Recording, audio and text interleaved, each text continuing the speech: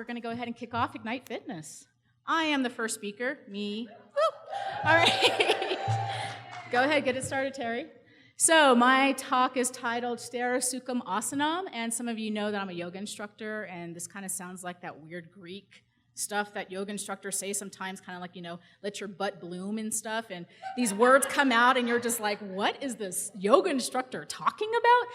And so that's my title, but as being the lead-off person for this, I also have to talk about what Ignite is. So I hold the license to Ignite with O'Reilly Media Publishing, and I've had this license for a while, and so we do Ignite Fitness here. And so the basic tenet of this is it started with some geeks in Seattle. These guys are like total tech guys, and they're playing pool one day and drinking beer, and they're like, whoa, we're really smart, but we talk a lot. So how can we teach each other the stuff that's in our heads without us getting carried away? And the guy's like, okay, so there's this idea, Pachakacha in Japan, but we're going to change it up a little bit. We're going to limit ourselves to 5 minutes, and we're going to have 20 slides, and they auto-advance every 15 seconds. And even though we're going to want to get really carried away with talking for way too long, we're going to be limited. So this started in Seattle, and then it picked up. And so now it is located all over the world, and you'll probably have one going on in your town, maybe even in your suburb. We've seen Ignites in some crazy places at this point, but I managed to get one of the topic licenses. So that's why you'll see Ignite Fitness, and sometimes I'll go to different conferences.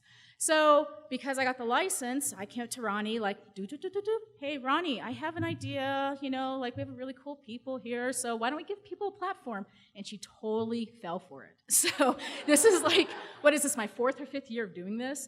And it really is a labor of love because it comes down to community and all of you. So this is why I'm up here, and I get to basically talk for a little bit. My talk isn't totally 5 minutes because it is for you, but everyone else's talk is going to be that long. So my talk, going back to that Sthira, Sukham, Asanam. All right, Fitspo and all that groovy stuff. How many people see these yoga pictures of people doing impossible stuff on the beach with the sunset and bodies upside down and water? And that's not just what yoga is. That's what we see on Instagram, but yoga, actually, the yoga practice most in the world is bhakti yoga, service to your community. And there are a lot of yoga texts, and the Sutras of Patanjali carry these yamas and niyamas, basically what not to do and what to do to live your life and your yoga practice. Because a lot of us, our lives were being pulled at different areas, right? We have family, we have work, we have weird relationships with our parents, all that stuff.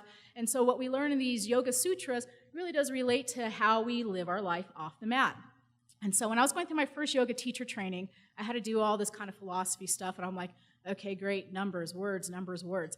And then I came across Yoga Sutra 246, and I was just like, Sthira, Sukham, Asanam. And I'm kind of like, okay, these are words that can just mean whatever, like let your butt bloom and stuff like that.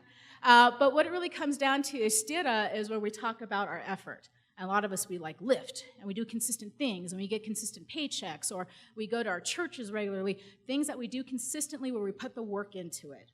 And then we have Sukham. And Sukham is kind of like that grace part, where, yeah, you put in that work, but can you do it in a way where you're not just working yourself to bits? And so it all comes down to a balance. And so Yoga Sutra 246, Sthira, Sukham, Asanam, is that balance of your grace and your effort. So when you're in your yoga classes and they say yoga is the union of your breath and your body, what it comes down to is that you're really working super hard, but if you're breathing way too hard, that's when you know you're going to get hurt or you're going to do something kind of crazy there. And that does happen quite often, not just in yoga. And whatever kind of endurance activities you're doing or lifting activities, how many of us do silly things and we get injured?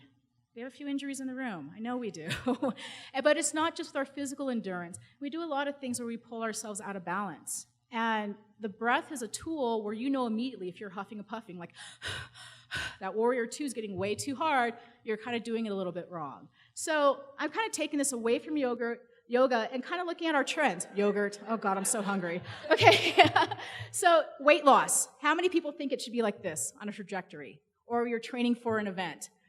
But come on, what is it really like here?